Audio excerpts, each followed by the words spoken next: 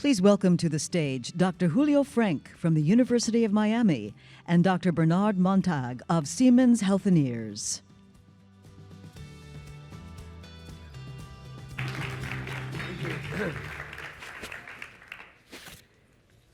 Well, good afternoon. Welcome to this session on the future of healthcare, and particularly the role of technology to achieve the Sustainable Development Goals that are related to healthcare. I want to again thank Concordia. Yesterday we announced a partnership with the University of Miami that I'm now the president of for their America Summit for the next 3 years, and we're very honored to be part of that. I'm very honored to be participating in this main event around the UN General Assembly. I want to welcome Dr. Bernard Montag, who is the CEO of Siemens Healthineers. It's a great name, and we're going to ask him in a moment to tell us. It's a great neologism, a great new word. Dr. Montag is a physicist, a theoretical physicist initially, with a PhD, with a vast experience in industry, and now heading this major firm in innovation. Let me just take a minute to set the stage for our discussion today. The world as a whole is approaching the end of the pandemic phase of COVID. Not the end of COVID, but the end of the pandemic phase. And we're approaching that. And as we do that, while the memories are still fresh, it is very important that we derive the main lessons and we learn them, because there will be future pandemics and we need to be better prepared than we were this time around. And the pandemic, like any complex event, has had some very dark and some very bright spots. And we're just going to focus on a pair of those bright and dark spots. The dark spot has been the major loss of ground on the achievement of the health-related sustainable development goals. Whether it's around specific diseases like HIV/AIDS or tuberculosis, or around the big goal of achieving universal health coverage, we have lost ground because of the pandemic. But the bright spot has been the presence of really innovative technologies, many of which were already there before the pandemic, but the pandemic both accelerated their adoption and made them more visible. The most visible example is the vaccines, is the example of the vaccines, which really have saved humanity from what would have otherwise been an even more catastrophic crisis. So we're going to try to analyze those two, and the big question we're going to try to address is, how do we mobilize those technologies, those innovative technologies, to develop sustainable and resilient health systems that will help us achieve the health-related SDGs. But first, Bernard, I love the name Healthineers. Tell us a little bit more. You're a very innovative company. You're at the cutting edge. What is the approach that you and your team are taking to tackling health-related challenges? Thank you. And as you probably all know, born out of the bigger Siemens, and now an independent public company, one of the top 10 companies in Germany, but also have done a transformative step by combining with Varian, a world leader in cancer care. The name Healthineers is a bit controversial, but at least it's hard to forget, and it expresses what we believe in. We believe that technology will make the difference in healthcare, and that when you invest into just physician education, and it's very important to have drugs and medical devices. But what we do with imaging, with precision therapy, with workplaces for interventionalists, with focus on AI, is basically make the healthcare system more intelligent. So from our technologies, many patients and many physicians benefit over the lifetime of their installment. So that is basically what we are doing, and from that point of view, I think we are even the biggest company on the planet, in this particular space. Do you, let me ask you a question, because I'm president of a university and we actually have a large medical school and nursing school. So the education of health professionals is a topic I'm very interested in. Have you faced a sort of a lag time between the way universities introduce some of those technologies in their own curriculum, because these are going to be changes in the way physicians and nurses and other health professionals practice. Yeah, in a way, yes. Yeah, and I mean, to some extent, I mean, I can say that the specialties who are using our systems, yeah, I mean, radiologists, radiation oncologists, cardiologists are more on the let's say nerdy side, yeah, if I may say, of physicians, yeah. So they grew up with, you know, the importance of technology and learn how to deploy technologies. But there's one thing which is, I think, a challenge, is that in healthcare or in medicine, the education is something you study for 10 years, yeah, until you are accredited in some kind of a certified in a subspecialty, and then you basically, this is your profession for the next 30 years of your life. But at that time, technology changes a lot, yeah? And while in other parts of industry or public service, we can much more easily adjust job profiles to what is happening in technology, yeah?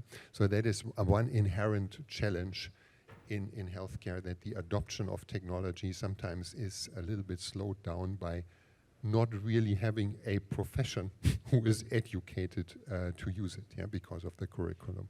Yeah, that is a challenge to educational institutions.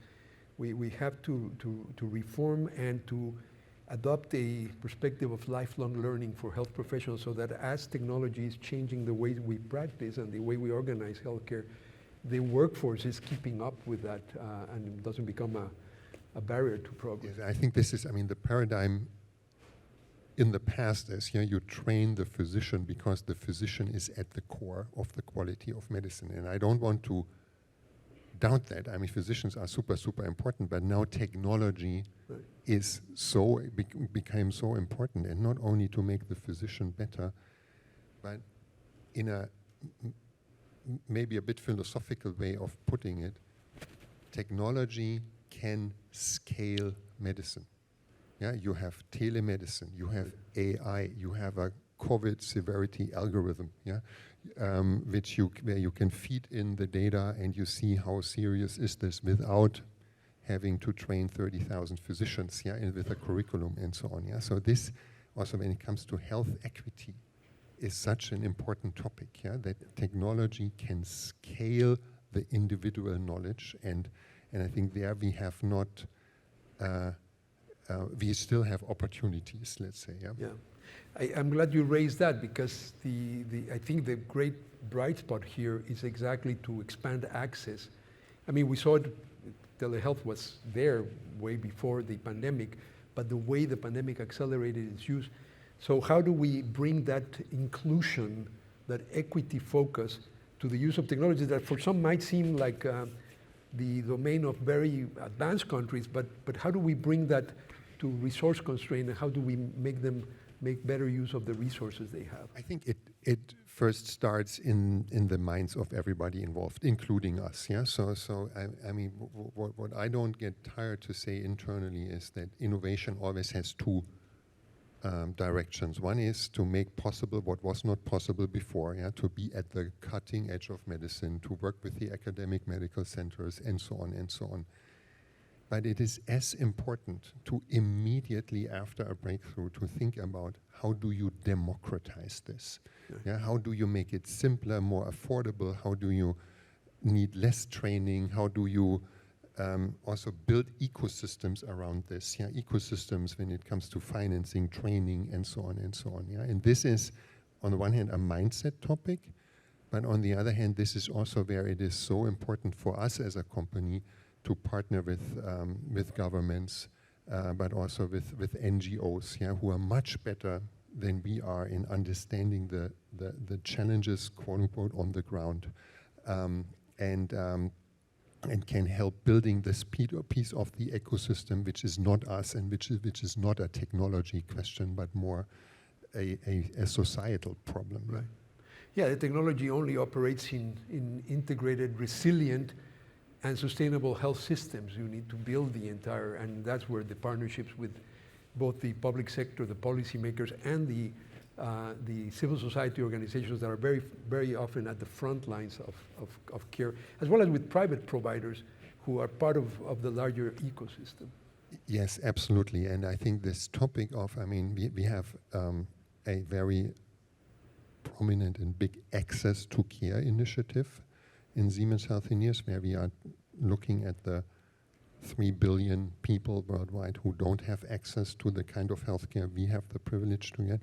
But since you talk about private, the topic of access to care in a more, for example, in an American sense, yeah, also talking about health equity, is something which is now very high, a very high priority also of the private providers. Yeah, how to reach out into the communities and so on, and these are often very exciting partnerships we can have with these institutions. Yeah. Absolutely.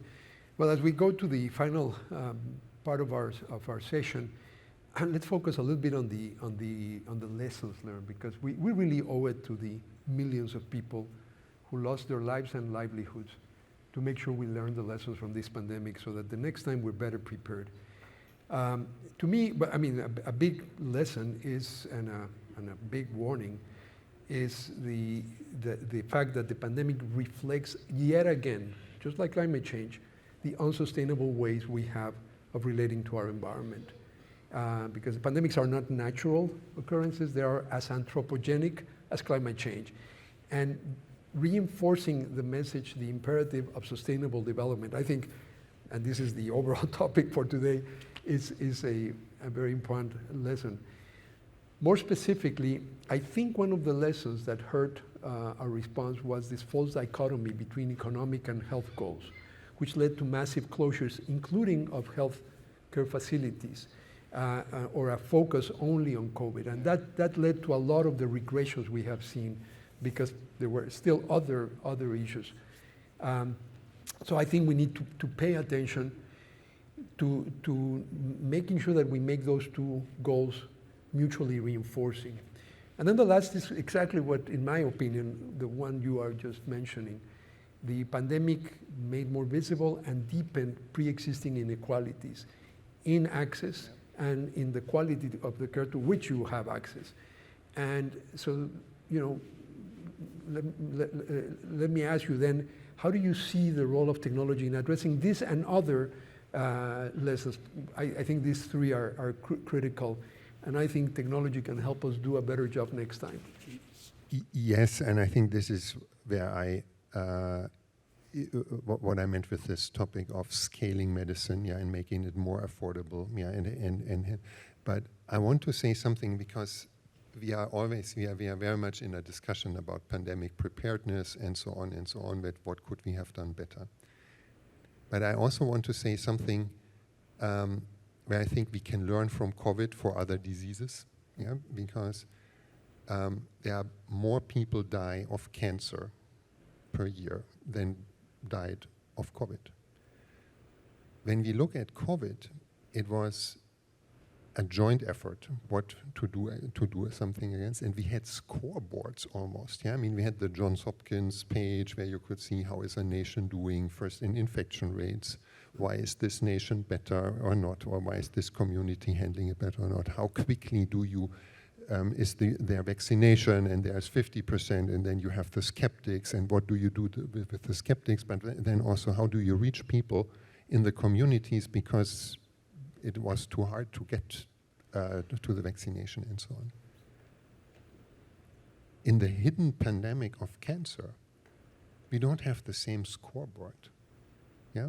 And I think this topic of looking at how do we create the same awareness when it comes to health, other health topics, which we are all familiar with and live through with our relatives, our loved ones. Yeah, I think this topic is something we can even learn from the pandemic, not for the next pandemic, but when it comes to this interplay of society and technology. I think that's a great note to end. It's a can-do perspective.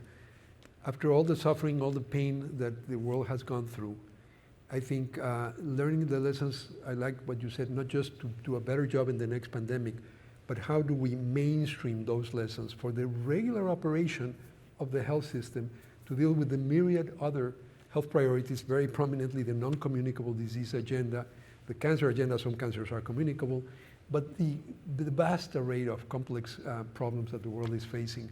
I think if we do that, we will have made some sense out of this great crisis of the pandemic, and we can look to a better future and to getting back on track to realizing the Sustainable Development Goals. Thank you all for your presence. Thank you very much. Thank you. Dr. Thanks a Montag. lot.